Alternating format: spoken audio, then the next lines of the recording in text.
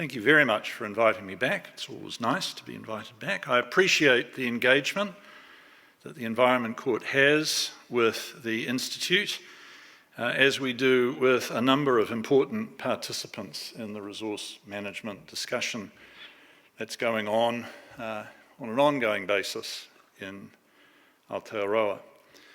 We're going to be having a debate, and it's going to be a very participatory event. It started when the organisers asked for suggestions about what the moot could be, and 10 propositions were sent down to me, and I thought they were all good.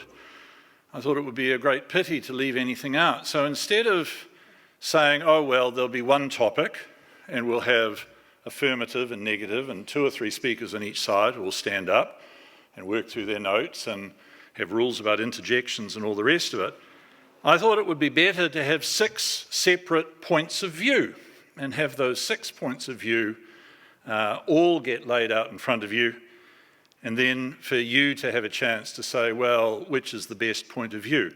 And in that sense, I thought, gosh, it'll be a bit like a hearing in the Environment Court, where you've got all of these different people saying all sorts of things and presenting a whole lot of information, related, unrelated, who knows, throw it all up in the air, and as the High Court judges would say, sort of see what lands face up on the ground and pick that. But then I thought, no, it shouldn't really be like that, because this, of course, is a serious event and you'll be expecting a serious debate. And so I tried to make it a little bit more serious, and you can judge whether I've succeeded or not. The format that we're going to have the debate in is what people who are debaters, people who were debaters at school, or people who were debaters at university, or people who became lawyers and debated in court, would call a balloon debate. And you were to imagine that the debaters, there are 6 of them, are in the gondola of a hot air balloon high over Aotearoa, and that is what they can see. But the thing is, the fuel that is keeping the balloon in the air is running out, and the balloon is rapidly descending. You might even say it's plummeting. And so there's a question about how the people in the gondola can survive. Now, there is one parachute. Who gets the parachute? This is where you come in again. You get to decide. You'll hear each passenger state their case, and you then vote for the one who you think most deserves it. And so who are these passengers? Well, of course, there's an urban planner. And Kate Orff has very kindly agreed to take that position. There is an infrastructure engineer, and Shannon Bray was quick to volunteer for that role. There is an economist, and Jackie Bowring has said that she will happily do that. There is a lawyer, and wouldn't you know it, an Australian, Professor Rob Adams, has said that he'll be the lawyer. There is a councillor, and NZILA Maksumi, who made the very trenchant point about dictatorship's role in urban design, has said that she will be the councillor. And then, of course, and you all have worked this out already, the 6th position in the gondola is that of a beekeeper. And Kochikon Vurakom has said that she will be the beekeeper. Now, they can't just say anything. There is a purpose to this, really. And that is that they must address the proposal that New Zealand needs an overarching national policy on land use. And so what they do is, from each of their separate perspectives, they advance what they say that policy should be particularly concerned with. That's a matter for them to present, and then the choice of which of those perspectives is the best is over to you. Each person will get 5 minutes, because we only have a limited amount of time on a Friday afternoon. So a fully worked out policy is unlikely, except perhaps for Jala as the councillor. But whatever they may say, you have the power of decision. It is, as I say, a life or death decision in terms of the blue sky situation that they find themselves in, on what New Zealand's overarching land use policy should be. Now, we'll be starting at 3:30 sharp in order to make sure that we're done in accordance with the program timetable and my taxi booking. All right, so we'll finish a little bit early now. I'm not sure, Luke, if there's anything else to be done before afternoon tea, but otherwise please be back at 3:30. Any of you who have any bright ideas for what the debaters might want to incorporate within the scope of 5 minutes should seek them out and offer them your suggestions. See you back here at 3:30. Thank you. All right, everyone. All right, we're going to hear about what New Zealand's overarching land use policy should be. And we'll start with an overarching view from the urban planner, Kate Orff. Thank you, Kate. Okay. Applause for the planner. Okay. So, I am a planner. Ready? So, however, all of my tools have failed. I am tired of coloring in blocks of planning areas. The area plans have failed.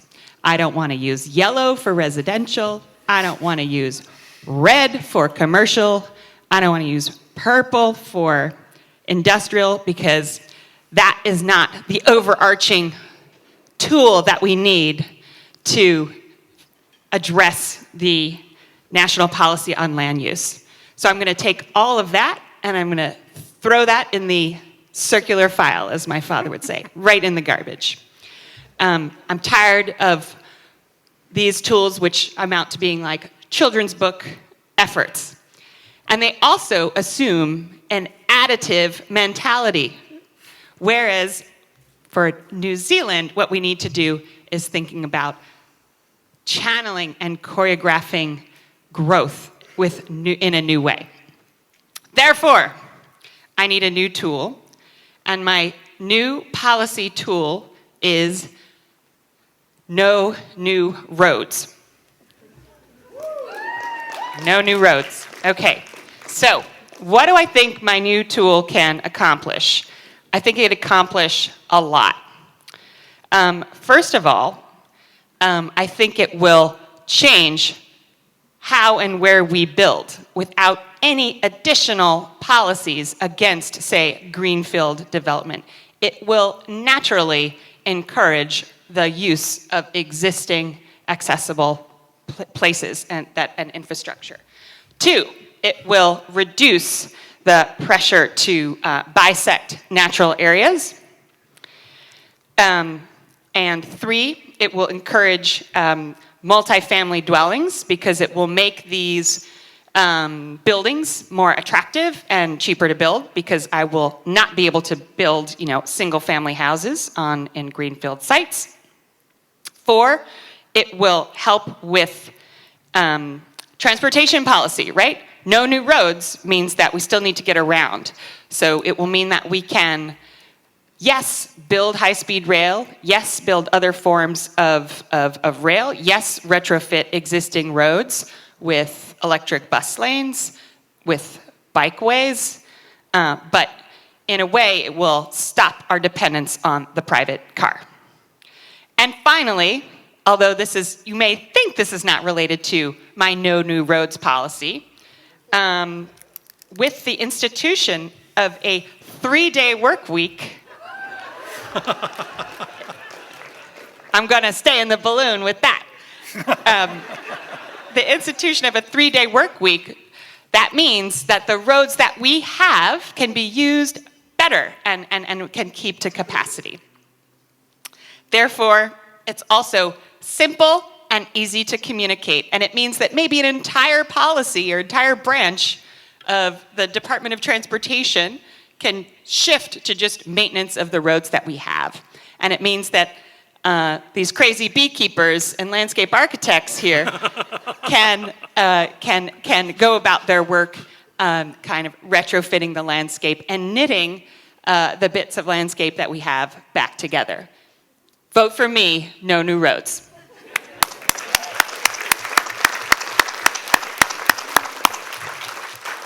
Thank you, Kate. Just so everyone knows, we've gone from 4,000 metres down to 3,500 metres at this stage. Engineering, infrastructure. Shannon, what have you got to say? Well, I don't know where you got the name Shannon. I'm Jim, the engineer. Oh. I have a long family tradition of engineering. You'll know my father, Steve. He was the lead designer of the Pave the Waikato River project. We all agree that that is the safest, fastest motorway in the Southern Hemisphere. I have a Bachelor in Structural Engineering, a Master's in Fibre Reinforcing. I have a PhD in Advanced Concrete Placement. It's been really interesting talking to these guys in the balloon here about climate adaptation.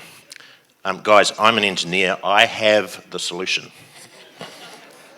For the past 5 years, I've been studying the ancient Lucas texts of the Yaku people, and I have a particular interest in understanding of a very versatile, culturally significant, plant-based building material, bamboo. I am in the process of establishing a nursery. It's just over there, and I've been looking at the 100 billion bamboo tree project. What the idea is that it is a fast-growing, self-spreading carbon and water sink that we can spread across the entire country. Combined with its renewable high tensile strength, my vision is for bamboo to replace all current mined or quarried building materials, including my father's road. So my single land strategy is, very simply, bamboo.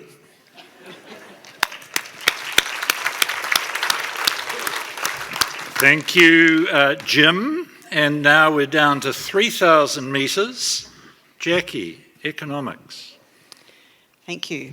Yes, I think that there was great mirth when it was announced that I was an economist. Tells you just how well fixed I am to present you with the economist's point of view. And you're probably assuming what an economist might want to argue for in advocating for a national policy on land use. Perhaps that I'm able to put a value on everything: housing, land, production. Maybe I could even put a value on your soul, if you like, which might be quite timely given our current predicament. It might be quite a good time to actually sell your soul. But, in fact, I'm a critical economist. As you know, my perspective on the world is to think critically, so I'm going to unpack the economics of it. I'm going to suggest that the land use policy for Aotearoa is in fact one based on circular economy and a degrowth model. So instead of you all thinking, here she is, the economist, ka-ching, this is the only thing that I am considering in terms of making my plea to you for the parachute. In fact, I am having all sorts of counter visions for what we have seen over the past few days with these sprawling houses out across the landscape, and really trying to get you to think how this critical economics perspective is the way forward.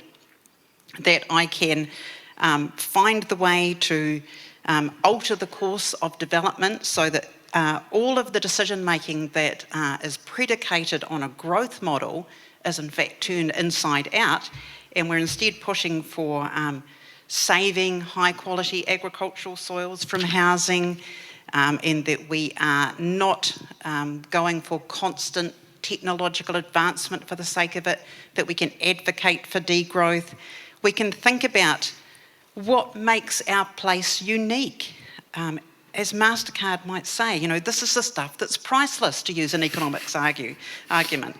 So please give me the parachute and let's find the future of an economics of land use for our small country at the edge of the planet.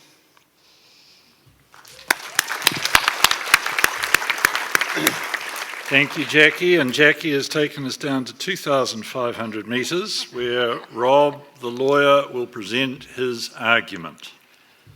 Well, yesterday I had a call from the PM, Chris Hipkin, and Chris said, Rob, we have a huge problem, it's climate change, and I think land use planning is the solution.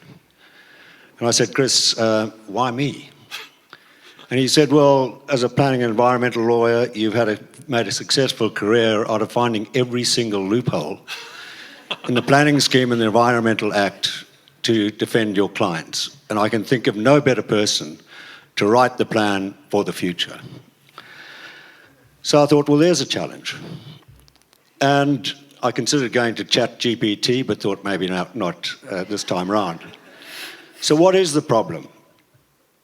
If I wasn't shaking so much, I'd be able to scroll down.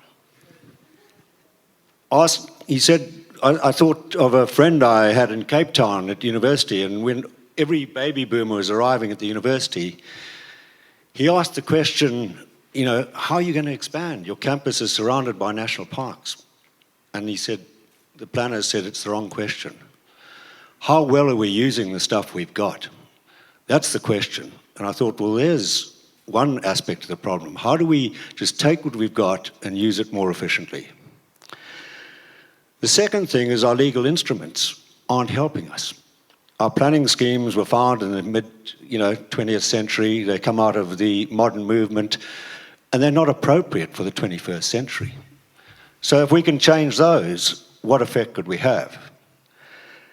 And then I looked at the context, and there are only two contexts in which we have to work. One is the city, the urban context within which most of us live. And the other is not the city, it's everything else.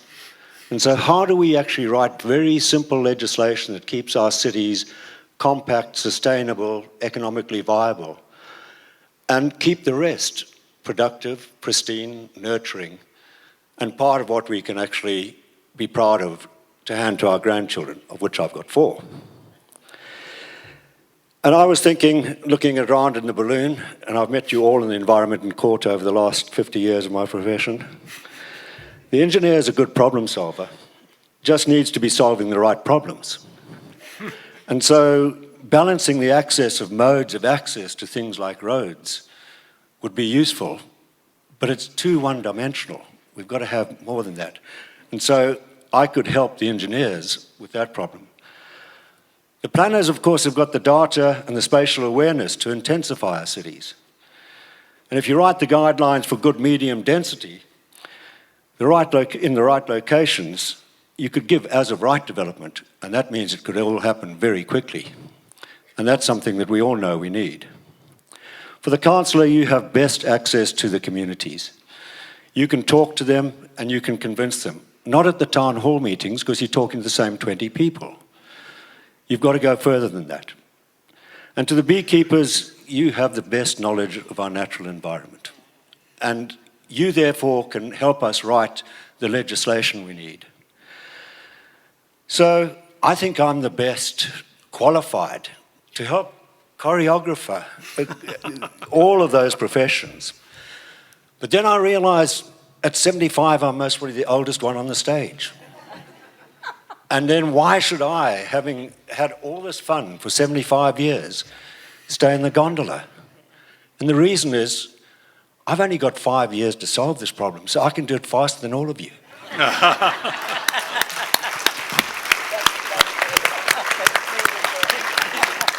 All right, as we pass 2,000 metres, I call on Jala, the councillor, to address us. Okay.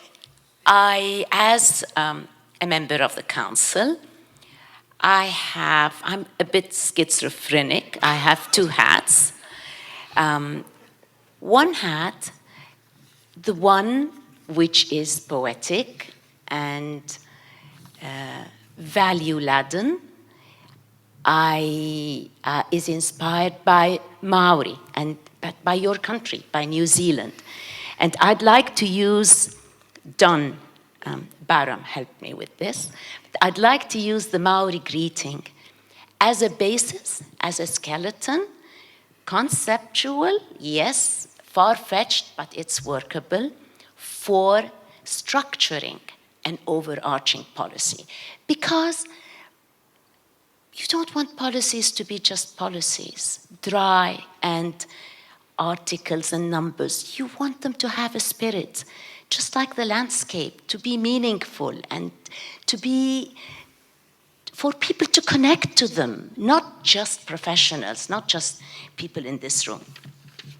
And so, according to the Maori greetings, there are really 4 scales or 4 categories. I hope I get this right. So, the first I would say is family and life. I think that is the most important. And that going to overarching policies would mean that we care for the elderly, but we also plan for the young to come into our towns, so that, like Nelson, it is not a town for just the elderly.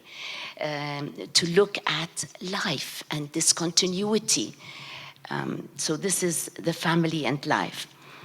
Then there is the landscape, which is Mother Earth and Father Sky, policies to heal the earth, again this term, to keep it healthy and to ensure its well-being, and policies for Father Sky to ensure that it is in the best possible health, and all of the talk about carbon sequestration falls under that. Then there is Creator, and that is really the overarching for all of these categories, and love for all 4, because this is what binds them together and puts them together. So this is a very poetic rendering.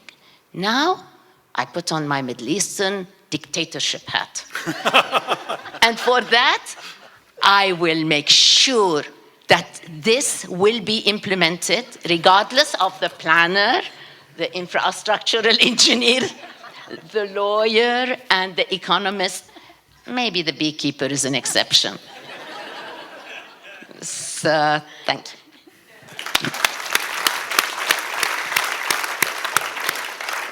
All right, we're down to around 1,500 metres, possibly the altitude at which bees might fly. So Kachakorn is the beekeeper. Yes, they can save me. So hello, honeys. And all my bee queens. So yes, I think I really need to have this parachute because tomorrow is the World Bee Days. And I need to go back and celebrate with all the bees in this planet, and especially in this country. And as I'm travel here, it's like message from my friends all over the world. Give me Manuka honey from the New Zealand. And I said, oh, okay. So I think that's such an important that the land use should no longer serve human. I'm sorry, I'm not stand for all of you, but I'm standing for bees. So I think having the new land use that will produce the ecologies and biodiversity is such a key important. And my previous life, I'm a landscape architect working with planner, engineer, lawyers, politicians, and they are full of promising words that I turned to become a beekeeper. I changed my life to become a beekeeper. And I think for what I'm standing for, and that's why I need to survive. And I think there are so much of us to preserve bees, because otherwise your food chain, your health, and many other things would go destroyed. And I feel that by just saving one creature in the ecosystems, we're actually going to save thousands more and more, and including ourselves. So yes, let's celebrate tomorrow, the World Bees Day. It's real. It's May 20th. Thank you.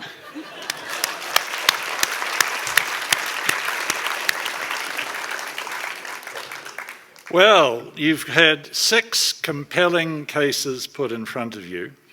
And you have to work out which one you consider to be the best.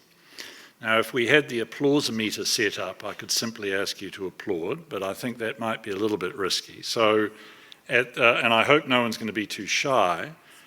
but we'll look at a show of hands. Now, just to remind you, you've got Kate, the planner, on a very clear platform of no new roads and a 3-day work week. Try not to, just think, oh, a short-term, extra long weekend and that's all it is for me. But just think about that in an ongoing sense. You've got Jim, sometimes known as Shannon, who is really just putting everything on bamboo. And consider whether or not you're going to put all of your eggs in the bamboo basket. Jackie with the counter vision of saving rather than growth, an unusual economic proposition. Rob's find the loophole approach and his sense of choreography of all of the other disciplines. Jala with her presentation of the spirit of the landscape and the most intriguing persona of the poetical dictator. And Kachakorn, save the bees for World Bee Day. All right, so for the planner, hands up. Okay, yeah, all right. For the engineer, hands up. Okay, well, I can manage to count that, so that's good. I'm putting, no, I think it was 2. Because he's allowed to vote for himself, so that's 2. For the economist. Yeah, and it's a hard sell, Jackie, I'm sorry. For the lawyer. That's remarkable. Very good. For the politician. And for the beekeeper.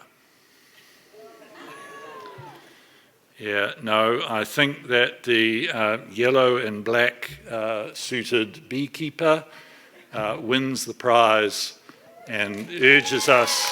Thank you. Urges us to think about all of the living things in our environment. Please, a vote of thanks to all of our participants for being willing to get up here a little bit outside the usual range of activity that they participate in. Rob's actually told me this is the first debate he's ever been a participant in. So, let it be. So anyway, I think a big round of congratulations to all of them.